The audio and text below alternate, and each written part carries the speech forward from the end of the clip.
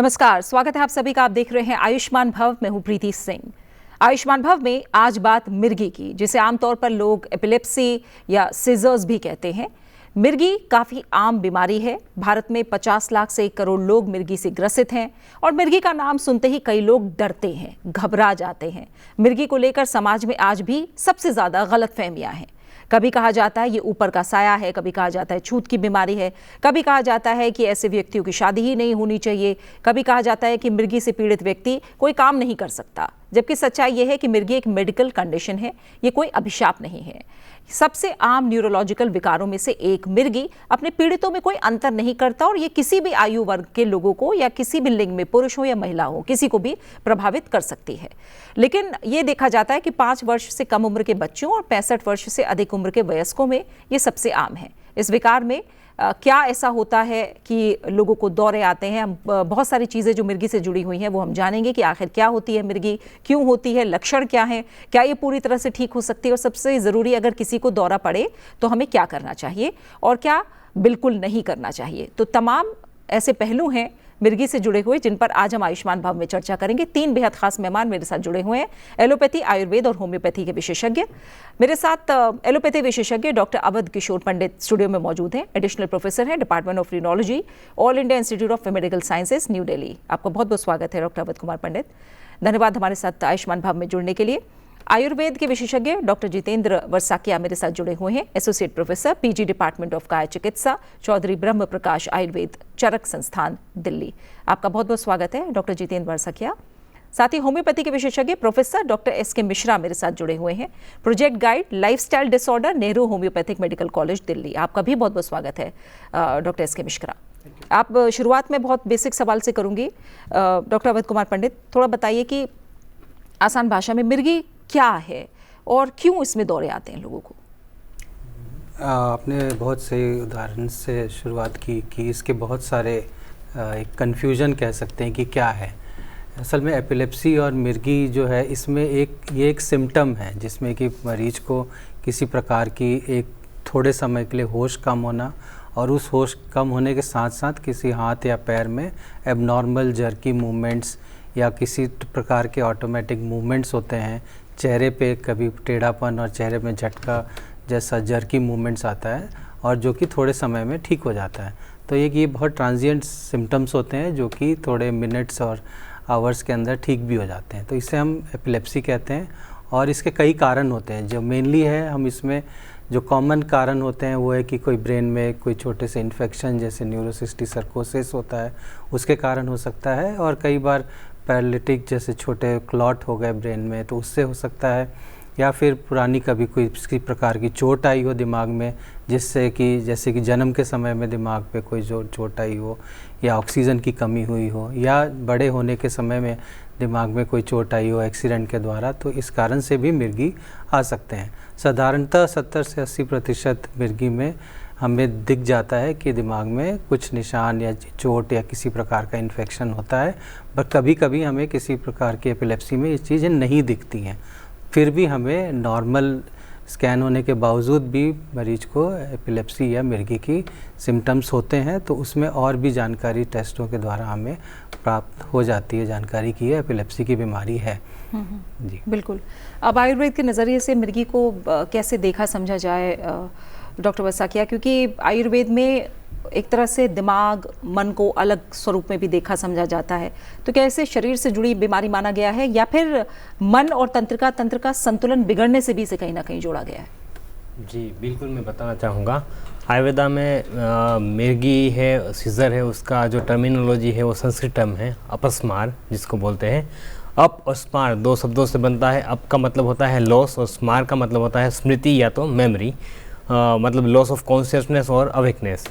Generally जो ये अपस्मार disease या मिर्गी की जो समस्या होती है, वो जो मन से रिलेटेड चैनल्स है, जिसको हम मनोवह स्रोतस बोलते हैं, वो चैनल्स में दोषों का विशेषण होने की वजह से होता है। दोष आयुर्वेदा में दोषों पे प्राधान्य दिया गया है। दोषों में शारीरिक और मानसिक दो टाइप के दोष होते हैं। शारीरिक जो वात पित्त कफ है, मेनली उसमें वात विशेषण ज़्यादा होता है, और मानसिक रजस तमस है। सत्व हमारा मन होता है, तो रज और तम वो जो खराब दोष है, विशेषण होता है, उसमें रजस दोष की प्राधान्यता की वजह से वो वात के साथ विशिएट होके मनोवास्तव उसको दुष्ट करके जो एबनॉर्मल एक्टिविटी टाइप के जो इलेक्ट्रिक एक्टिविटी एबनॉर्मल होती है ब्रेन में, उसको स्टिमुलेट करता है और मिर्गी जैसी समस्या को उत्पन्न करता है। ठीक है, और अब होम्योपैथी का नज़रिया समझते हैं, क्योंकि होम्योपैथी जो भी है बीमारी होती है उसे व्यक्ति के स्वभाव से जोड़कर देखती है, उसकी संवेदनशीलता पूरे सिस्टम से जोड़कर देखती है कहीं ना कहीं। डॉक्टर मिश्रा, तो मिर्गी के मामलों में आप किस तरह का पैटर्न देखते हैं? एक्चुअली होम्योपैथी में, जैसे कि सर ने आयुर्वेद में बताया ना, वात पित्त और कफ, इस तरीके से होम्योपैथी में जो डिजीज़ का बेस बनाया गया है वो मियाज़म उसको बोला गया है।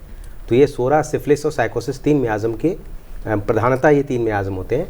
एपिलेप्सी में, एपिलेप्सी की हिस्ट्री पे जाना पड़ेगा कि अगर बच्चा जो है अगर एपिलेप्टिक है तो उसकी मदर ने किस समय के उस समय के जो वातावरण है, किस समय का वातावरण उसने फेस किया, वो किस मियाज़म को फॉलो करती हुई आ रही है या उस पर किस मियाज़म का प्रभुत्व है। इसी तरीके से जो हमारे यहाँ हमने देखा, हमारे यहाँ जो पेशेंट हैं उनमें बेसिकली 2 तरीके की कैटेगरी आती हैं। एक तो जो प्रायः एलोपैथिक ट्रीटमेंट लेने के बाद आ रहे होते हैं, और दूसरी होती है जो बिल्कुल एक नए, बिल्कुल अभी इनको हुआ है। तो उन दोनों पेशेंट्स के ट्रीटमेंट का जो पैटर्न है वो हम अलग अलग तरीके से उसको करते हैं, क्योंकि जो एलोपैथिक ट्रीटमेंट लेके आ रहे हैं उनकी दवाइयाँ हम ऐसे तुरंत नहीं बंद कर सकते। जो अनुभवी चिकित्सकों के परामर्श के अनुसार ही उसको टेपर डाउन करते हैं, फिर हम अपनी दवाएं धीरे धीरे लगाते हैं। और जो फ्रेश केसेस होते हैं उनमें हम सिम्टम्स के आधार पे कि वो उसका बैकग्राउंड क्या रहा है, उनकी हिस्ट्री क्या रही है, और जब वो इस बीमारी से सफ़र कर रहा है उस समय की उसकी मनस्थिति क्या है। और कभी कभी ऐसा होता है कि जैसे सर ने भी बोला था कि कॉज कुछ केसेस में अननोन होते हैं, उन अननोन केसेस में भी हम ये निकालते हैं कि इसका वातावरण का, इसका पारिवारिक अपना एक जो माहौल था उसकी अपब्रिंगिंग का कहीं ऐसा इफेक्ट तो नहीं आ रहा। तो इन टोटलिटी होम्योपैथी जो है उन सारे पक्षों को देखते हुए तब जो है मेडिसिन का निर्धारण करती है। ठीक है, तो डॉक्टर अवध को पंडित जी ये बताइए कि कई लोग, आपने कहा कि अलग अलग कारण हैं, क्योंकि हो सकता है कि किसी भी कारण से किसी को मिर्गी हो, लेकिन कई लोगों का ये मानना है कि अगर मिर्गी है तो वो बचपन से ही, जन्म से ही होगी, आगे जाके नहीं हो सकती।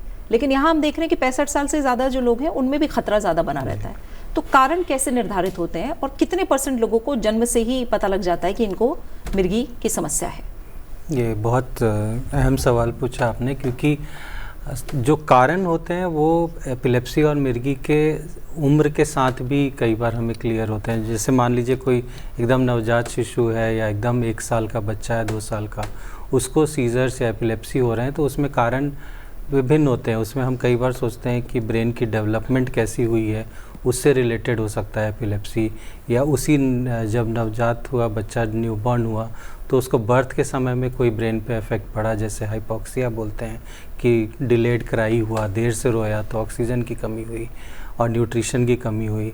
तो एक ये रीज़न होता है। बच्चों में कॉमनतः जैसे हाइपोकैल्सीमिया बोलते हैं, लो कैल्शियम के वजह से एपिलेप्सी होता है। लेकिन जैसे अगर हम उम्र बढ़ाएं तो फिर जैसे जेनेटिक एपिलेप्सीज़ होती हैं, जिसमें कि जेनेटिकली प्रीवियस जनरेशन्स में या फैमिली में एपिलेप्सी की बीमारी हो, तो वो फिर चाइल्डहुड या फिर टॉडलर एज ग्रुप में उनको फिर सीजर्स और एपिलेप्सी होने लगते हैं। और इनमें कुछ इंडिकेटर्स होते हैं, जैसे कि मान लीजिए बचपन में आपने सुना होगा कि बुखार आया और फिट्स आ गया, तो इसको हम फेब्राइल सीजर्स कहते हैं। वो एक प्रेडिक्टर होता है कि अगर आपको फेब्राइल सीजर हुआ तो आपको चाइल्डहुड या एडल्टहुड में एपिलेप्सी होने का रिस्क थोड़ा ज़्यादा होगा। लेकिन यही है कि मान लीजिए कि 5 साल की उम्र के बाद आपको फीवर के साथ सीजर आया, तो फिर कारण डिफरेंट हो सकता है। अब हम एडल्टहुड की और उम्र बढ़ने के बाद चलें तो फिर कई और कारण होते हैं, जैसे ब्रेन में इन्फेक्शन हो गया, जैसे मैं बात कर रहा था न्यूरोसिस्टिसर्कोसिस कॉमनली है कि पेशेंट आए और पहली बार फिट्स आया और हमने CT स्कैन या MRI किया, उसमें एक इन्फेक्शन का मिला इंडिकेशन, तो कॉमन न्यूरोसिस्टिसर्कोसिस हो गया। ट्यूबरक्लोसिस ऑफ ब्रेन में होता है, या फिर कोई इंजरी हो उसके स्कार के वजह से हो गया, या कोई ब्रेन में क्लॉट हुआ उसके वजह से हुआ। लेकिन इस एज पे भी एडल्टहुड में भी जेनेटिक एपिलेप्सीज होती हैं, जो कि हमारे फैमिली हिस्ट्री और उस जेनेटिक टेस्ट में प्राप्त होती हैं। अब जैसे अगर हम ओल्ड या मिडिल एज या ओल्ड ग्रुप में जाएं तब उनको एपिलेप्सी पड़ती है तो उनके कारण अलग होते हैं। जैसे मान लीजिए उनको स्ट्रोक या पैरालिसिस अटैक हुआ, माइनर स्ट्रोक हुआ जो कि फिट्स या फर्स्ट टाइम सीजर्स करके भी प्रेजेंट करते हैं, या फिर ओल्ड एज में ट्यूमर हो गए, ब्रेन ट्यूमर हो गए, ब्रेन इन्फेक्शंस हो गए। तो इस प्रकार से विभिन्न एजों में अलग अलग कारण से फिट्स और एपिलेप्सी हो सकते हैं। तो हमें उस अनुसार हम पेशेंट को उसका जांच करते हैं और उसके अनुसार दवाइयाँ देते हैं। ठीक है। और आयुर्वेद में डॉक्टर बरसकिया, ये वात पित्त और कफ की भूमिका काफ़ी अहम है, तो क्या मिर्गी के जो पीड़ित हैं उससे प्रभावित हैं उनमें भी किसी दोष का असंतुलन देखा गया है क्या? हाँ बिल्कुल, वहाँ जैसे आयुर्वेद में मिर्गी में वात पित्त कफ तीनों के सिम्टम्स अलग होते हैं। अगर वात विशेषण की वजह से है तो जो मिर्गी का दौरा है वो जल्दी से आएगा और जल्दी से रिकवर हो जाता है। झाग आते हैं मुंह से, देर तक नहीं रहता है, शॉर्ट पीरियड तक रहता है और व्यक्ति तुरंत ही अपनी स्मृति वापस लेता है। जैसे पित्त की वजह से तो पेशेंट को पीला पीला देखेगा और बॉडी में हैवीनेस कम फील होगी और जो उसकी मिर्गी का पीरियड है वो कंपैरेटिव स्लो होगा। कफ की वजह से है तो उसमें जकड़ापन ज़्यादा रहेगा, ट्रेमस ज़्यादा समय तक रहेंगे, लेट चलेगा, मुंह से झाग ज़्यादा बार आएंगे और जो उसकी स्मृति है वो लंबे टाइम तक खोई हुई रहेगी। मतलब पीरियड उसका जो दौरे का है, सीजर के दौरे का हो, ज़्यादा रहेगा। तो उसके हिसाब से भी अलग अलग सिम्टम्स, स्रोतस विशेषण की वजह से भी अलग अलग सिम्टम्स होते हैं। ठीक है। और डॉक्टर मिश्रा, कई बार लोग कहते हैं बच्चा डर गया था, उसके बाद दौरे शुरू हो गए, कोई इमोशनल शॉक, ट्रॉमा या स्ट्रेस की बात होती है, तो क्या ये भी मिर्गी को ट्रिगर करते हैं? कर सकते हैं मैम, लेकिन एक्चुअली क्या है कि इसमें प्रूफ होना थोड़ा सा मुश्किल हो जाता है क्योंकि ये इमोशनल कोशिएंट्स होते हैं। लेकिन इसमें कोई दो राय नहीं है कि जो हम लोग स्टडी करते हैं उसमें ये पाते हैं कि जो बच्चे, जो अगर मिर्गी के पेशेंट्स आ रहे हैं उनमें अगर बच्चे हैं तो उनकी पेरेंटल जो अपब्रिंगिंग है उनमें कहीं ना कहीं हमें 3-4% के केसेस में पेरेंटल डिस्प्यूट्स का सामना करना या बच्चों का एक अच्छे स्वस्थ वातावरण में डेवलपमेंट नहीं होना, ये एक उसका प्रीडिस्पोजिंग फैक्टर हो सकता है उसके लिए। ये नहीं कह सकते कि यही कॉज होगा। तो लेकिन ये है कि हाँ, ये हमने पाया है कि ये डिजीज़ को एग्रावेट करने में बहुत सहायक होते हैं। इसलिए अगर हम ये कहते हैं कि भाई हमारी होम्योपैथी इम्यूनिटी को बढ़ाती है, तो इम्यूनिटी को बढ़ाने के लिए हमें एक तो अच्छा खान पान और एक अच्छा मानसिक सोच, ये दोनों चीज़ों की बहुत ज़्यादा आवश्यकता है। तो अगर आपके घर में कोई इस तरीके के पेशेंट होते हैं मिर्गी के, तो उनको सपोर्ट करने के लिए आपको वहाँ का वातावरण भी अच्छा करना होगा ताकि फर्दर एग्रावेशन ना हो डिजीज़ का। ठीक है। और अब थोड़ा सा इसके रूपों को लेकर अगर थोड़ा और समझें डॉक्टर अवध किशोर, तो क्या हर दौरा ज़मीन पर गिरने जैसा ही होता है, हम देखते हैं गिरकर झटके खाने जैसा ही होता है, या फिर मिर्गी के और रूप भी होते हैं जिसे पहचानना ज़रूरी है? जी, पहचान बहुत ज़रूरी है एपिलेप्सी या सीज़र की।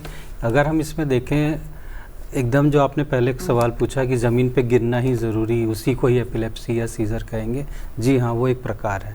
लेकिन हम जैसे अगर क्लासीफाई करें सीज़र्स को, तो जैसे एक होता है फोकल, जैसे हो सकता है कि आपको केवल एक हाथ या एक पैर या केवल चेहरे पे एक जर्की मूवमेंट्स हो, तो उसको हम फोकल सीजर्स कहते हैं। या फिर एक रीजन में हो, फेस पे और हाथ में हो, लेकिन आप कॉन्शियस हैं और आप उस चीज़ को फील कर सकते हैं और आप उसको एक्सप्लेन कर सकते हैं। तो ये आपको बैठे में भी हो सकता है, लेटे हुए तब भी हो सकता है, और इसमें आप गिरेंगे भी नहीं, लॉस ऑफ टोन भी नहीं होगा और होश भी रहेगा। दूसरी बात कहें, जो जनरलाइज्ड एपिलेप्सी होती है उसमें आपको, जैसे आप लेटे हुए हैं, बैठे हैं सेफली, तो आप ज़मीन पे नहीं गिरेंगे, या आप प्रोटेक्टेड जोन में हैं तो आपको एक जनरलाइज्ड मूवमेंट्स हो सकती हैं, हाथों की, पैरों की, जर्की मूवमेंट्स, और आप सेफली उस बेड पे या चेयर पे या कहीं पे भी हो तो आप गिरेंगे नहीं। इसी जनरलाइज्ड एपिलेप्सी में एक फॉर्म होता है जिसमें कि इंसान बस बैठा है या लेटा है या बात कर रहा है, सडनली एक समय थोड़े शॉर्ट स्पैन ऑफ टाइम के लिए वो चुप हो जाएगा, या जो भी काम कर रहा है, जैसे मान लीजिए एक कप चाय का या प्लेट का खाना लेके जा रहा है, वो उतने देर पे वहीं पर रुक जाएगा, और एक उसको हम कहते हैं कि बिहेवियरल अरेस्ट या कट ऑफ फ्रॉम सराउंडिंग जिसको बोलते हैं, और वो ट्रांजिएंट कुछ सेकेंड्स या मिनट्स के लिए होता है और वो फिर ठीक हो जाते हैं, बट उसमें गिरते नहीं है क्योंकि लॉस ऑफ टोन नहीं होता है। एक होता है केवल एक जर्क आया और आप गिर गए, जिसको कि हम मायोक्लोनिक, वो भी एक जनरलाइज टाइप की एपिलेप्सी, मायोक्लोनिक एपिलेप्सी होती है। और एक जो मिक्स्ड फॉर्म होता है जिसमें कि एक ही पेशेंट में मल्टीपल टाइप्स ऑफ सीजर्स भी हो सकते हैं। ऐसा नहीं है कि एक जिसको एक फिनोटाइप या एक टाइप का पैटर्न है वही उसी को होगा। कई पेशेंट्स होते हैं जिसमें कि मल्टीपल पैथोलॉजीज होती हैं, ब्रेन में डिफ्यूज डिजीज़ होती है, तो उसको मायोक्लोनिक फॉल्स भी हो सकते हैं, जनरलाइज सीजर्स भी हो सकते हैं, फोकल भी हो सकते हैं। तो जो सीजर्स का प्रेजेंटेशन है वो बहुत हद तक कॉज या कारण के कारण से भी उसके प्रेजेंटेशन होता है। ठीक है। जी। और आयुर्वेद में अगर हम सिम्टम्स को समझें या और बाकी चीज़ों को समझें तो डॉक्टर वर्षा क्या ऐसे शुरुआती संकेत आयुर्वेद में बताए गए हैं जिससे ये पता लग जाए और पहले समझ में आ जाए कि शरीर या मन किसी इम्बैलेंस की तरफ जा रहा है? बिल्कुल। उसमें ये होता है कि स्टमक में कुछ ऐसी बैड फीलिंग्स होती है, आँखों के बॉडी के सामने अंधेरे से फीलिंग होती है। दूसरा है कि कोई टिपिकल टेस्ट जो है वो चेंज होता है या टिपिकल स्मेल आती है। ये सारी चीज़ें हैं, उससे कोरिलेट करते हैं कि अवेक होना है। 30 सेकंड का टाइम इसमें मिलता है कि उससे अवेक होना है कि मिर्गी का दौरा आने वाला है। ठीक है, तो ये इनसे समझा जा सकता है। और इसके अलावा आपके अनुभव में डॉक्टर मिश्रा, जी जी, किस स्टेज पर लोग आते हैं आपके पास? किस स्टेज पर होम्योपैथी का रुख करते हैं ज़्यादातर मिर्गी से जुड़े लोग? और शुरुआती लक्षणों में ही आते हैं या फिर जब ज़्यादा सीरियसनेस बढ़ जाती है? हाँ, अभी मैं बस एक थोड़ा सा हल्का सा रेफरेंस सर का दूंगा कि जैसे सर ने बताया ना, वैसे हमारे यहाँ इसको ऑरा बोलते हैं। ऑरा उसको बोलते हैं कि ऑरा का मतलब ये होता है कि पेशेंट के हर पेशेंट को थोड़ा थोड़ा ये पता लग जाता है, किसी को लाइटिंग महसूस होगी, किसी को स्मेल आएगी अलग तरीके की, तो वो भी पेशेंट हमें बता देता है कि भाई हमको जब ये शुरू होने वाला होता है तो सर हमको ये, उस पर भी डिपेंडेंट हमारी मेडिसिन होती हैं। अच्छा। कि किसका ऑरा कैसा आएगा तो क्या मेडिसिन दें। दूसरी बात की जो स्टेजेस की आपने बात की, तो हमारे जो इंस्टीट्यूट में है वो हर तरीके के पेशेंट्स आते हैं, जिसमें कि वैसे तो ज़्यादातर जो आते हैं वो 3 या 4 साल से जो मेडिसिन ले रहे होते हैं, एलोपैथिक मेडिसिन या दूसरे सिस्टम की मेडिसिन ले रहे होते हैं, वो आते हैं।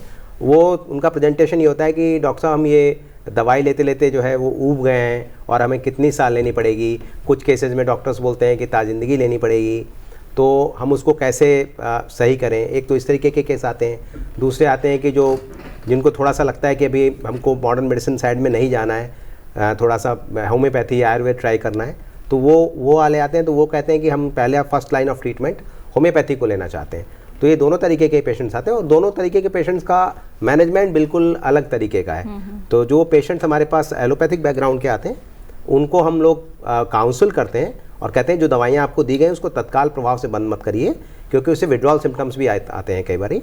तो वो आप अपने डॉक्टर से संपर्क में रहें जिनसे आप दवाई ले रहे हैं। हम आपकी बॉडी इम्यूनिटी को बढ़ाएंगे और उसके होने वाले साइड इफ़ेक्ट्स को कम करेंगे। साथ ही साथ आपकी बॉडी को परिपक्वता की ओर ले जाएंगे, ताकि धीरे धीरे करके ये जो संभावनाएं हैं आपके अंदर इलेक्ट्रिकल एक्टिविटीज़ आने की वो कम हो जाएं। और फ्रेश केसेस में तो हमें बहुत ही जल्दी रिजल्ट्स मिलते हैं। हम विद इन मंथ 2 मंथ जो है हमको काफ़ी अप्रत्याशित रिजल्ट्स मिलते हैं। ठीक है। अब डॉक्टर अवध किशोर, अब बात करें कि अगर किसी को दौरा पड़ जाए तो क्या करें, और साथ ही इसको लेकर अगर कुछ मिथ्स हैं तो उनके बारे में भी बात करेंगे। किसी को हमारे सामने दौरा पड़ रहा है तो हमें क्या करना चाहिए और क्या ऐसी चीज़ें जो बिल्कुल नहीं करनी चाहिए? जी, ये अगर आप किसी को अपने सामने देख रहे हैं दौरा पड़ते हुए अपने नज़दीक में, अपने ऑफिस में या अपने घर में, तो सबसे ज़्यादा अगर आपको जानकारी है उस पेशेंट की तो आप उसको मैनेज कर पाएंगे। लेकिन अगर आप एकदम से अर्जेंट आप देख रहे हैं तो आपको पेशेंट को एक करवट में लिटा देना होता है, क्योंकि उस मरीज का, उस पेशेंट का होश कम होता है या आगे चल के और कम हो सकता है। और उसके जो मुंह के अंदर या नाक या ओरल कैविटी में कुछ भी है तो बहुत उसको फोर्स ना करें, कोई भी चीज़ मुंह के अंदर ना डालें। ठीक है, कई बार लोग कोशिश करते हैं कि मुंह के अंदर किसी प्रकार का हार्ड चीज़ डालते हैं कि वो जो क्लेंच कर रहा है या ज़ोर से दांत दबा रहा है तो हम उसको रोक लें। तो दूसरी एक चीज़ है कि और मुंह के अंदर जो अगर आपको कुछ दिख रहा है तो आप निकाल दीजिए, आप आसानी से निकाल सकते हैं। और मुंह के अंदर कुछ ना डालें, क्योंकि सबसे मेन जो दिक्कत होती है वो ये है कि एस्पिरेशन का, जो सांस की नली में अगर कोई चीज़ चली जाए तो एपिलेप्सी सीजर्स तो रिकवर कर जाएगा, लेकिन वो सांस की दिक्कत से उनको तकलीफ़ हो सकती है। और ख़ासकर जब परिवार में अगर किसी को अगर एपिलेप्सी है, अनकंट्रोल्ड है और आप जानते हैं उनको ये दिक्कत है, तो कई बार डॉक्टर्स के प्रिस्क्रिप्शन के अनुसार एक स्प्रे भी दी जाती है, वो आप स्प्रे लगा सकते हैं जिससे कि सीजर्स और एपिलेप्सी तुरंत एबॉर्ट हो जाए। ठीक है, और अगर एक समय के बाद, जैसे हम कहते हैं कि 5 मिनट हम कहते हैं कि अगर उसके बियॉन्ड जा रही है तो आपको तुरंत नज़दीकी हॉस्पिटल में जाना है। लेकिन मैं आपको सुझाव करूंगा, आप 1 मिनट से ज़्यादा अगर सीज़र नहीं ठीक हो रहा है तो आपको नज़दीकी अस्पताल में जाना है, ताकि उसको इंजेक्शन से, दवाई से उस सीज़र को अबॉर्ट किया जाए। क्योंकि अगर लंबे समय तक कोई भी सीज़र जाता है तो वो सेकेंडरीली ब्रेन को और डैमेज करता है। एक तो आपको ऑलरेडी एपिलेप्सी है, और प्रोलॉन्ग सीज़र जिसको हम स्टेटस एपिलेप्टिकस भी कहते हैं, उसके वजह से भी आपको ब्रेन को और डैमेज हो सकता है। तो ये आपको ध्यान रखना है। ठीक है। और डॉक्टर वसाकिया, जैसे अभी डॉक्टर अवध किशोर ने कहा कि कुछ नहीं मुंह में डालना चाहिए जब दौरा पड़ रहा हो, लेकिन अभी भी हमने गांव में और घरों में देखा है कि चाबी पकड़ाने, जूता सूंघाने, पानी डालने जैसी बातें करते हैं लोग। तो आयुर्वेद की दृष्टि से कितना सही या गलत है? नहीं, आयुर्वेद में भी जैसे हमारा सहयोगी सर ने बोला, बिल्कुल सटीक बोला है कि कोई भी चीज़ मुंह में नहीं डालनी चाहिए और ऐसे एक्सपेरिमेंट नहीं करने चाहिए। उसकी बजाय जो सर ने पोजीशन बताई है, जो ध्यान रखने की बाबतें बताई है, वो महत्वपूर्ण चीज़ें हैं। खास करके जो इसका मेन कारण ये है कि जो टंग है वो स्वेलो ना करे, वो चीज़ बहुत ज़रूरी है। वरना उसकी श्वास नली के टंग स्वेलो करें तो पेशेंट को रिकवर करना मुश्किल हो जाता है। और 1 मिनट से अधिक अगर सीजर रहता है तो तुरंत ही उसमें इमरजेंसी की कंडीशन होती है। तो उसके जो प्रोस एंड कॉन्स है वो सब बताए जाते हैं। फैमिली मेम्बरों को उसकी ट्रेनिंग दी जाती है पर्टिकुलर डॉक्टर से भी, कि आपको ये चीज़ों में ये सावधानियां बरतनी है और ये एक्शन लेने हैं। तो उसके लिए अवेयरनेस बहुत ही ज़रूरी चीज़ है। फालतू के ये जो एक्सपेरिमेंट है, ये सूंघाना, जूता सूंघाना, ये करना, वो सब चीज़ें ठीक नहीं है। मरीज को रिकवर तो होना है, बाद में और भी चीज़ें उससे उत्पन्न हो सकती है। और डॉक्टर मिश्रा, मिर्गी के दौरे के बाद देखा है कि व्यक्ति बहुत थका होता है, घबराया होता है, कंफ्यूज्ड भी होता है। जी। तो एक तरह से फैमिली मेंबर्स का व्यवहार कैसा होना चाहिए? क्या इमोशनल स्टेबिलिटी पर भी असर पड़ता है इससे मरीज के? बिल्कुल बिल्कुल। एक तो मैं ये कहना चाहूँगा कि मेरे हिसाब से सर ज़्यादा अच्छा बता पाएंगे उस बारे में, कि थोड़ी सी फैमिली काउंसलिंग इसमें होनी बहुत ज़रूरी है। जैसे हम लोग आजकल बहुत एक ट्रेंड चला है CPR ट्रेनिंग देने का लोगों को, इसी तरीके से कॉमन मैन को, इसी तरीके से ना एपिलेप्सी को लेके भी थोड़ा जागरूकता होते होंगे प्रोग्राम्स, पर और जागरूक होने की ज़रूरत है। क्योंकि ये जैसे आप घटनाएं बता रही हैं कि ये इस तरीके के कृत्य लोग करते हैं, बजाय उसके हमारे यहाँ अगर सोशल मीडिया पे या हमारे जो भी अच्छे इंस्टीट्यूट के हैंडल्स पे ये चीज़ें आ जाएँ कि भाई एक डमी हम एग्जाम्पल देके या एक स्किट करके कि भाई इसको कैसे हमें करना है, सुरक्षित रखना है पेशेंट को, वो चीज़ें हम एक्ट करके अगर दिखाएं, पेशेंट को ट्रेनिंग करें, अटेंडेंट्स को, फैमिली मेम्बर्स को, तो हमको लगता है कि हम बहुत सारी चीज़ों को मतलब मैनेज कर पाएंगे हॉस्पिटल ले जाने तक। और दूसरी चीज़ जो आपने बोला कि फैमिली सपोर्ट, तो वो तो सबसे बड़ी चीज़ है। क्योंकि फैमिली सबसे बड़ी प्रॉब्लम ये है कि हमारी जब एपिलेप्टिक पेशेंट हमारे सामने होता है तो सारी फैमिली वाले एक तो उसको घेर लेते हैं, एयरवे ऑब्स्ट्रक्शन को देखे बिना, मतलब वो खुद ही एक जो तरीके से सदमे में चले जाते हैं, किम कर्तव्य विमूढ़ हो जाते हैं, वो करें क्या उस समय। तो उस वजह से भी एक चीज़ें जो है ना वो कॉम्प्लिकेटेड हो जाती हैं। तो उसमें मानसिक शांति रखना और इन चीज़ों को देखना, और कुछ नहीं हुआ थोड़ा सा रीअश्योरेंस पेशेंट को देना कि ये आप ठीक हो जाओगे, इसकी मेडिसिन हैं, हर सिस्टम में मौजूद हैं, और धीरे धीरे करके उत्तरोत्तर आपके स्वास्थ्य में वृद्धि होगी। इस तरीके के सपोर्टिव बातें करना, चीज़ें करना पेशेंट को बहुत लाभदायक होती है। क्योंकि ये कोई ऐसी चीज़ नहीं है कि जो इनक्योरेबल डिजीज़ की तरफ आप जा रहे हो और ये कभी क्योर नहीं हो सकती। जैसे कि आपने शुरुआत में ही बोला कि कुप्रथाओं से रिलेटेड इसका कोई रिलेशन नहीं है। ठीक है डॉक्टर अवध किशोर, क्या मिर्गी पूरी तरह से ठीक हो सकती है? एलोपैथी क्या कहती है, या ज़्यादातर मामलों में इसे लंबे समय तक मैनेज किया जा सकता है? जी, तो एपिलेप्सी में अगर हम देखें तो 70 to 80% एपिलेप्सी कंट्रोल्ड हो जाती है, वेल कंट्रोल हो जाती है मेडिसिन से या उसके कॉज के ट्रीटमेंट करने से। लेकिन 20 से 30% एपिलेप्सी अनकंट्रोल्ड एपिलेप्सी होती है। तो अगर मैं कंट्रोल में भी बात करूं तो कुछ जैसे जो लीजन होते हैं, या जो मैंने आपको पहले भी कारण बताए, उनके प्राइमरी उनके ट्रीटमेंट से और साथ में सीजर्स की दवाइयाँ देने से 70-80% ठीक हो जाते हैं। लेकिन जो उस कंट्रोल्ड में भी एक ग्रुप होता है जिसको हम जेनेटिक एपिलेप्सी कहते हैं, उसमें डिस्पाइट सीजर कंट्रोल्ड है लेकिन उसमें लाइफ लॉन्ग ट्रीटमेंट देना पड़ता है। क्योंकि उसमें एक टेंडेंसी होती है, कोई भी ट्रिगर होगा, प्रेसिपिटेटिंग फैक्टर होगा, तो उसमें सीजर रिकरेंस का रिस्क होता है। तो कई मेजॉरिटी जेनेटिक एपिलेप्सीज में कंट्रोल्ड भी हो फिर भी लाइफ लॉन्ग ट्रीटमेंट देते हैं। अगर हम बात करें अनकंट्रोल्ड एपिलेप्सी की तो 20 to 30% अनकंट्रोल होता है, जिसको कि हम ड्रग रिफ्रैक्टरी एपिलेप्सी कहते हैं। तो ड्रग रिफ्रैक्टरी एपिलेप्सी में ट्रीटमेंट बहुत वेरी करता है। हम उसमें कई तरीके की जांच करते हैं, जिसमें कि एमआरआई एडवांस स्कैन्स करते हैं, ब्रेन के परफ्यूजन स्कैन्स हैं, मेटाबॉलिक स्कैन्स हैं, जिसको कि हम स्पेक्ट करते हैं। एक कंटिन्यूस वीडियो ईजी में मॉनिटरिंग करके बेसिकली हम ब्रेन को मैप कर लेते हैं कि इस एरिया से ये एपिलेप्टोजेनिक फोकस है, तो उसको सर्जिकली ट्रीट भी किया जाता है। तो कुछ एपिलेप्सीज़ हैं जैसे टेम्पोरल लोब स्क्लेरोसिस है, उसमें भी सर्जरी से बहुत बेनिफिट हो जाता है। ठीक है। और डॉक्टर वर्षाकिया, अगर आप बताएं कि आयुर्वेद में इलाज के लिए क्या किया जाता है और इलाज के साथ साथ दिनचर्या, आहार और मानसिक शांति पर किस तरह से जोर दिया जाता है? बिल्कुल, जैसे एपिलेप्सी की ट्रीटमेंट में आयुर्वेदा में ऐसा है कि जनरली जो उसकी मॉडर्न मेडिसिन चल रही है हम कभी स्टॉप नहीं करते हैं, क्योंकि वो इमरजेंसी नीडी मेडिसिन है। साथ में इंटीग्रेटिव हम अपनी दवाइयाँ चलाते हैं, उसमें हम एक्सटर्नल और इंटरनल दोनों मेडिकेशन चलाते हैं। जनरली इंटरनल मेडिकेशन में हम उनकी स्लीप डिस्टर्ब ना हो, अच्छे से स्लीप आए, क्योंकि स्लीप मैनेजमेंट बहुत ज़रूरी होता है ऐसे पेशेंटों का, तो उसके लिए प्रयास करते हैं। दूसरा, जो मन की एक्टिविटी को शांत करे, मन को स्टेबलाइज करे, उनको मूड को प्रसन्न करें, मूड को स्टेबल करे, ऐसी दवाइयों का हम यूज़ करते हैं। और साथ साथ में पेशेंट को डाइजेस्टिव सिस्टम उसकी ठीक रहे, क्योंकि आजकल कीटो डाइट का बहुत चलन चल रहा है जो इसमें यूज़ होता है, तो डाइजेस्टिव पैटर्न ठीक रहे, डाइट मैनेजमेंट को करके देते हैं, डाइट प्लान करके देते हैं। तो उसमें जैसे हम समझाते हैं कि मॉर्निंग में बिल्कुल लाइट डाइट लीजिए, जैसे मूंग दाल का सूप है या पानी ले सकते हैं। इवनिंग टाइम पे आप जैसे कोई हरी सब्जियां और चावल ले सकते हैं। आफ्टरनून में आप आलमंड्स वगैरह भिगो के ले सकते हैं। सबसे ज़रूरी चीज़ कुष्मांड है, जो कोड़ू मिलता है जिसको पेठा बोलते हैं, वो बहुत ही अच्छा ब्रेन शांत करने वाला कूलेंट होता है, ब्रेन कूलेंट। तो उसका मरीज को हम एज ए सब्जियों में यूज़ करने को लिए सलाह देते हैं। इवनिंग टाइम पे 7 बजे से पहले खाना खा लेना चाहिए, ताकि नींद ठीक से हो और प्रॉपर टाइम पे डाइजेशन हो जाए।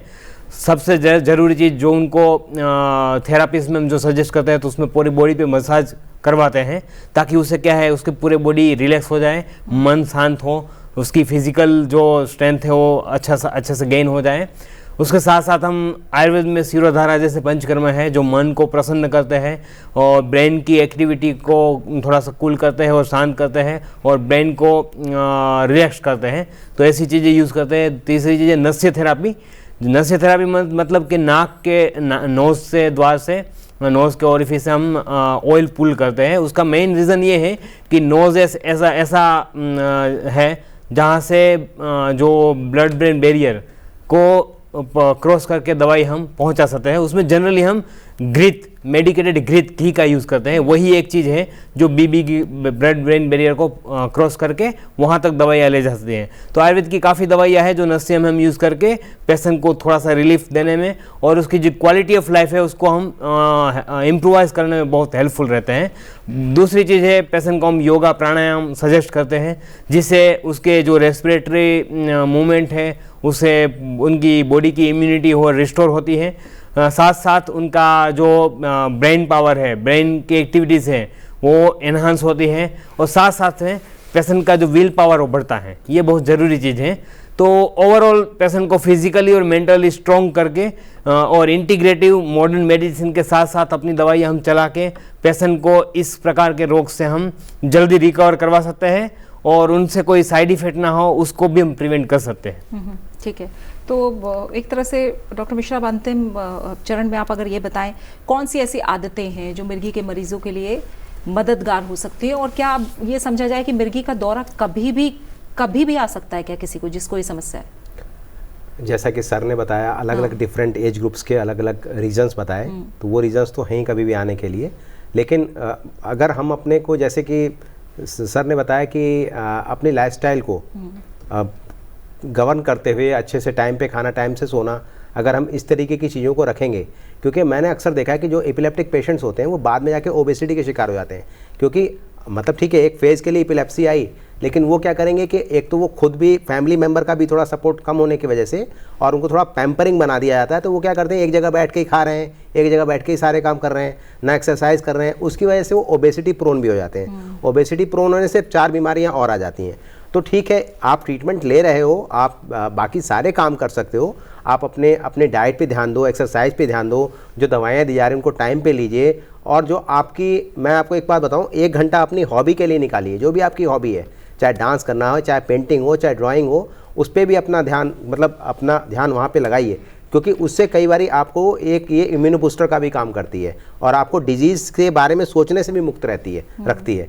तो ये सब चीज़ें, अच्छा भोजन, अच्छी सोच और अच्छे आचार विचार, ये निश्चित रूप से पेशेंट की इम्यूनिटी को बूस्ट करते हैं और रोग को भगाने में सहायक होते हैं। ठीक है, और आखिर में आप क्या कहेंगे डॉक्टर अवध किशोर, क्योंकि अक्सर लोग आज भी ये पूछते हैं कि मिर्गी वाले लोगों की क्या शादी हो सकती है, क्या वो सामान्य जीवन जी सकते हैं, क्या उन्हें नौकरी कर लेनी चाहिए।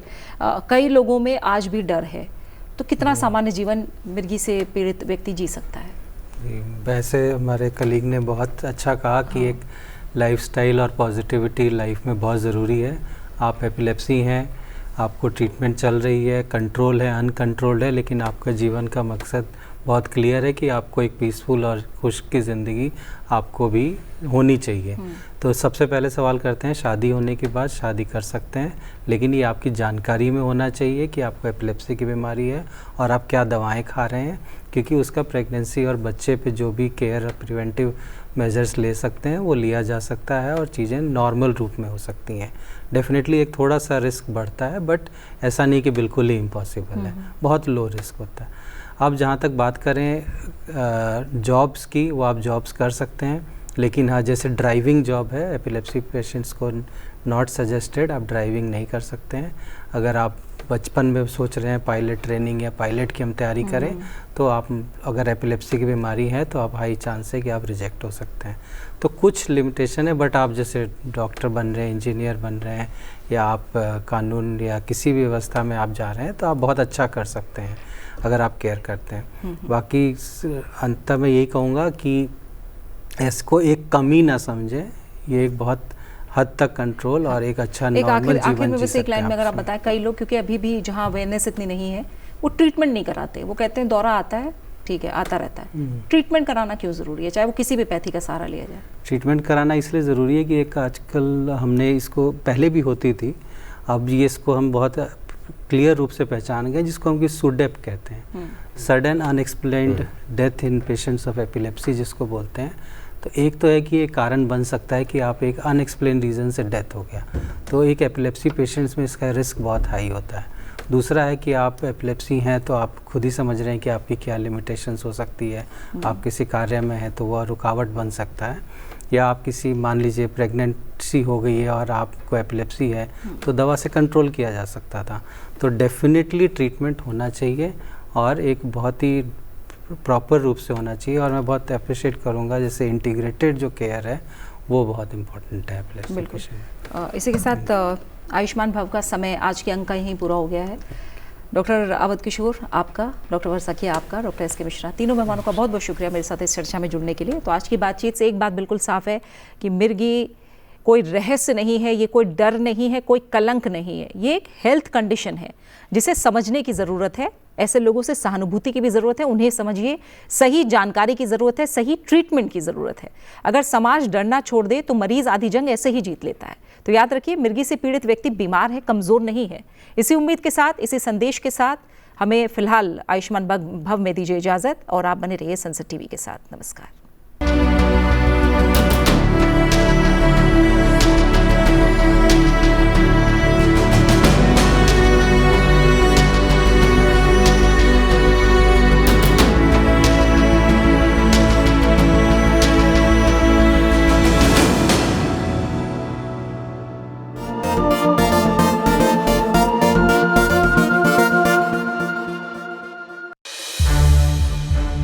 सनसेट टीवी के और भी प्रोग्राम्स देखने के लिए सब्सक्राइब करें हमारा YouTube चैनल, और हाँ, इन्हें लाइक और शेयर करना ना भूलें।